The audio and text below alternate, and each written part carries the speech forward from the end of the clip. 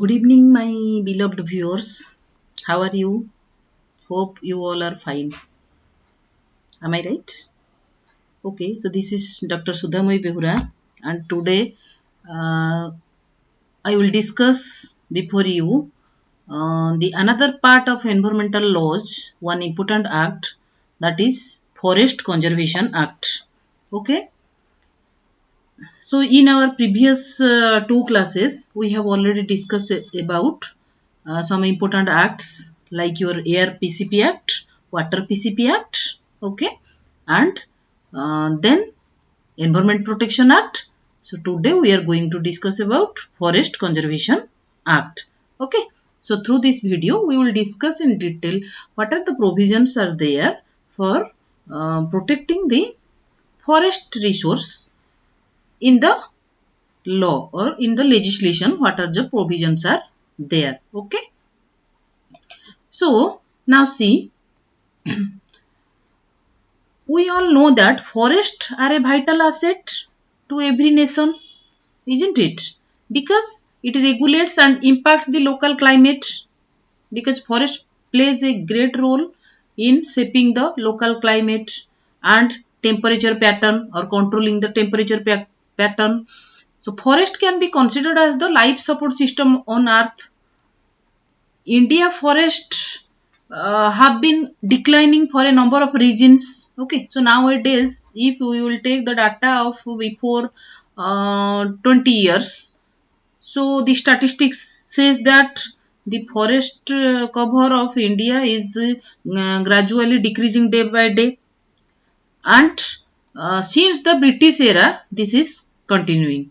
One of the main reason is the fast economic development, okay, that has been taking place since colonial rule.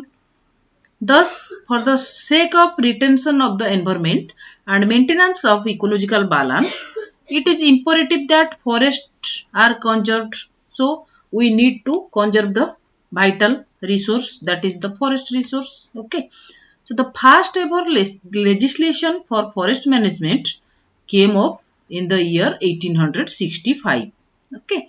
So, the 1865 Act attempted to establish the colonial states' monopoly over forests. So, at that time, there was a monopoly by the British colonial states. Okay, as and the forests are considered to be a source of revenue for them. However, in the year 1868, okay, a more comprehensive piece of legislation was enforced. According to the 1868 legislation, the colonial government was empowered to replace valuable tract of forests in order to build the Indian railways. Okay. So, for making the Indian railways, the valuable forest tract was replaced. From this point, deforestation starts. Okay. So, after years of exploitation, finally, after independence, that is after 1947, the Indian legislature enacted the Forest Conservation Act in the year 1980. Okay.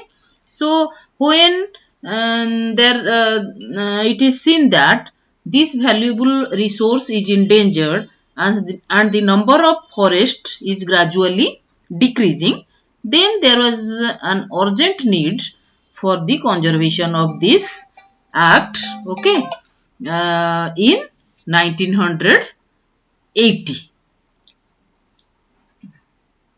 So let us see the salient features of the act.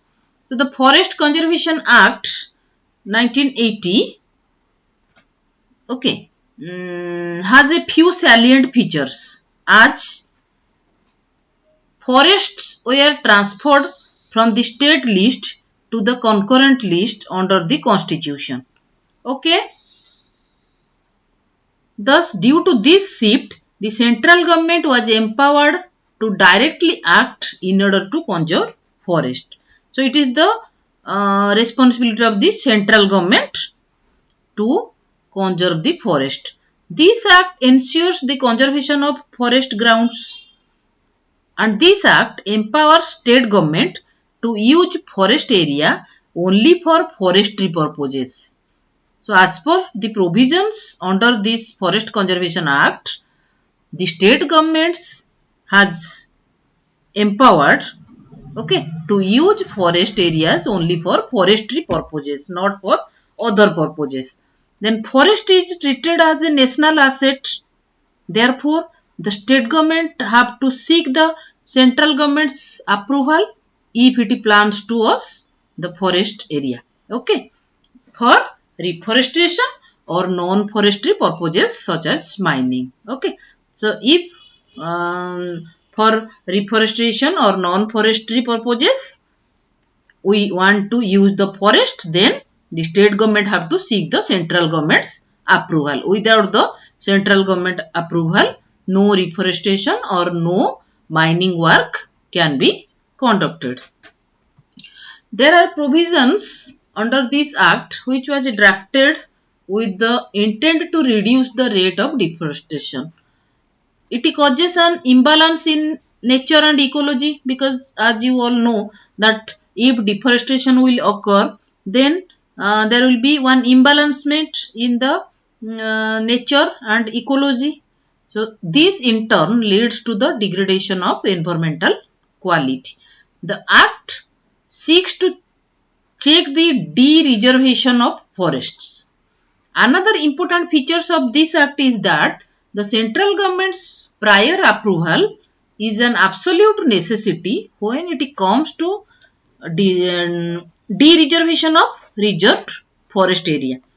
And the act ensures that in order to stop forest dwellers from cutting trees, they must have full access to fuel, fodder, building material, wood, etc. Okay, at a subsidized rate. So compensatory afforestation is also one of the salient feature of this act, as it promotes this practice throughout this statutes. This act seeks to modify working plans into environmentally sound and scientifically researched action plan.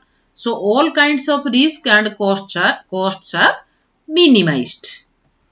This act contains provisions that were drafted with the intent to protect standing forests, and the act also seeks to spread awareness among organizations and the public at large, okay, and about forest conservation and protection. So my dear students, so in this act the government is required to create an information base. This legislation is pretty short with only 5 sections, okay. So this act is having only 5 sections. However, this legislation is significant enough because it is effective and has been somewhat successful in conserving forest. So let us see what are the 5 sections. So you see here, these are the total 5 sections, under which there are some subsections are also there. So section 1, always I have told you in my earlier classes that section 1 will comprise about short title of the act and the extent and commencement of the act. Then section 2 defines that restriction on the deservation of forests or use of forest land for non-forest purpose. So no forest land can be used for non-forest purpose without the prior concern of the state government or the central government, okay. And under this section 2 there is another subsection, that is section 2a, which tells about the appeal to National Green Tribunal, okay. We have one organization, that is NGT, which is situated in the at New Delhi, okay. And if any problem, then we can appeal to National Green Tribunal.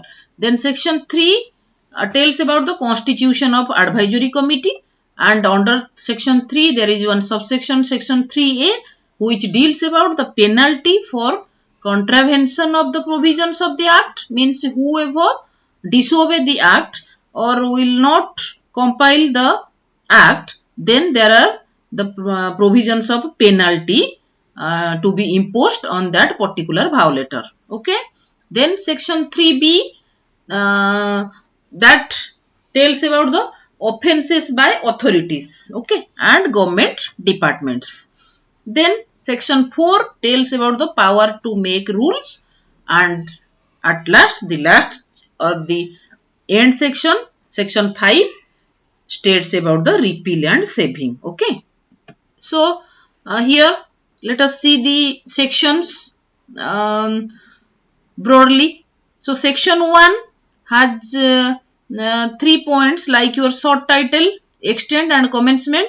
So this act may be called the Forest Conservation Act 1980. It extends to the whole of India and it shall be deemed to have come into force on the 25th day of October 1980. So my dear students, you have to remember all these things because sometimes short question of 1 mark may come that when this Forest Conservation Act has come into force. So you have to write the exact answer, that is 25th October 1980. Okay. So section 2, restriction on the dereservation or de-reservation of forests or use of forest land for non-forest purpose.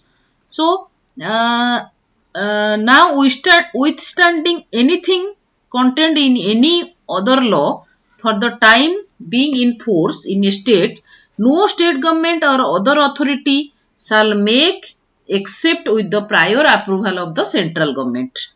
Okay. Or any order directing that any reserved forest with the meaning of the expression reserved forest in any law for the time being in force in that state or any portion thereof shall cease to be reserved. Then that any forest land or any portion thereof may be used for any non-forest purpose. Okay. Then that any forest land or any portion thereof may be assigned by way of lease or otherwise to any private person or to any authority, okay, and agency or any other organization not owned, managed or controlled by government. Okay. Then let us see the subsection 2A, which tells about the appeal to National Green Tribunal. So any person if aggrieved by an order or decision of the state government. Okay. Suppose state government has given you one order and you are not at all satisfied. Means you are aggrieved. Then there is one provision in section 2A that you can go to the higher level, that is your NGT, National Green Tribunal, and you can put one appeal. Okay.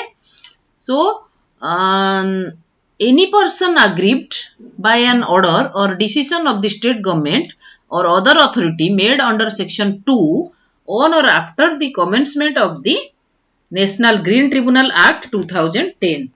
So after 2010, the National Green Tribunal Act was enacted.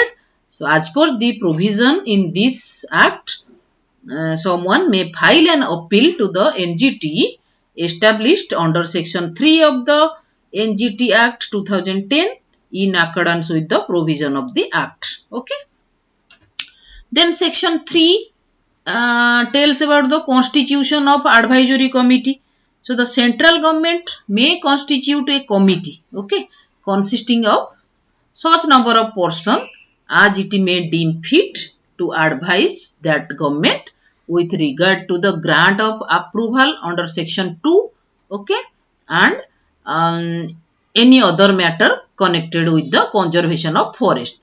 So everything those are connected to the conservation of forest is here, it is under consideration. Okay. Then section subsection 3A, penalty for contravention of the provision of the act. Okay. So what are the penalties? So whoever contravenes or abates the contravention or any of the provisions of section 2 shall be punishable with simple imprisonment for a period which may extend to 15 days. Okay. And section 3b tells offence by authorities and government departments. So where any offence under this act has been committed by any department of government, the head of the department or by any authority, every person who at the time the offence was committed was directly in charge of and was responsible to the authority for conduct of the business of the authority as well as the authority shall be deemed to be guilty of the offence. Okay. So always if any crime is conducted related to forest, then always the authority or the higher officer, okay, will be imposed guilty, or they are liable to be proceeding against and punished accordingly. Okay, provided that nothing contained in this subsection shall render the head of the department. So always the head of the department will be uh, remained responsible for this or conducting any type of offence, or any person referred to in clause B liable to any punishment if the proofs that the offence was committed without his knowledge or that exercised all due to prevent the commission of such offence. Okay. Then section 4 tells about power to make rules. So the central government may by notification in the office gazette make rules for carrying out the provisions of this act. Every rule made under this act shall be laid as soon as may be after it is made before each house of parliament. As you know, parliament has two houses, Lok Sabha and Rajya Sabha. Okay. So before each house of parliament, this has to be passed. While it is in session for a total period of 30 days, which may be comprised in one session or in two or more successive sessions. Okay. And if before the expiry of the session, immediately following the session or the successive sessions aforesaid, both houses agree in making any modification in the rule, or both houses agree that the rule should not be made, the rule shall thereafter have effect only in such modification or modified form, okay, as the case may be. So these provisions are there in section 4, that central government has the power to make rules when there will be any emergency or when there will be any need. So this is the last section, that is the section 5, repeal and saving. So the Forest Conservation Ordinance 1980 is hereby repealed. Notwithstanding such appeal, anything done or any action taken under the provisions of the said ordinance shall be deemed to have been done or taken under the corresponding provisions of this act. Okay. So my dear students, what you have learned from this video, that this Forest Conservation Act was enacted in the year 1980. Okay. And it has total how many sections? It has total 5 sections. Okay. And it was enacted particularly on the date 25th October 1980. So these are some important short questions. So sometimes question may come, power to make rule is coming under which section? So section 4 of Forest Conservation Act. Okay. So you at least should be thorough in some points, that how many sections, which sections emphasizes on which point. Okay. And when it is enacted. So all this for today's video. So if you want to see more videos on this curriculum of AECC1, Environment Study and Disaster Management, then please like, subscribe and share my videos so that I will be motivated and will come with a new video on content of your syllabus. Okay, so my dear viewers, today with this, bye bye. Okay, take care and we will meet in our next video. Bye, good night.